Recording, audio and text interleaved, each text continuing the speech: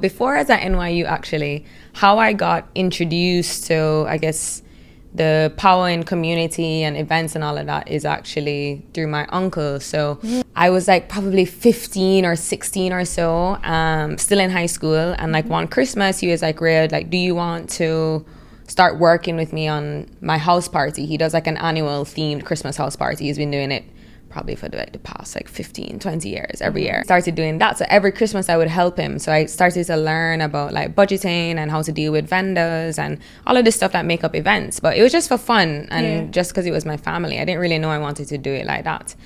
And then when I moved to New York, when I was going to NYU, Silent Addy, I feel like you guys probably know him. He has like the biggest record in the world right now.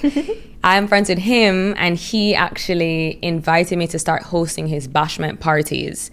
And that was actually my first like into anything of the game or whatever. So I always like have to tell him thank you. And yeah, so that's kind of how I started. And then it came to Half Moon. I was working with another like creative collective run by Surf Allah and kind of still around the scene. And then it was actually through Surf that I got to 368. Okay. Yeah. So it's a little bit of a story. yeah. But I don't like to leave those two out because I feel like those two people were really important in just like introducing me to the space and trying to, you know, like understanding how it works and where I might see myself like fitting in. Yeah, so then I got to 368. I did events there for like a year and a little bit.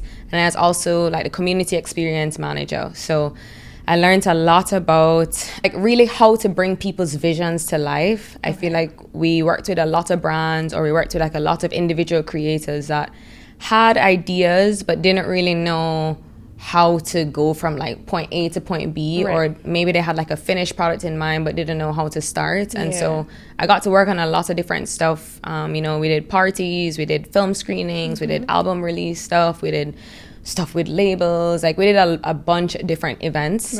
And so I got to kind of learn the ropes doing a lot of different stuff.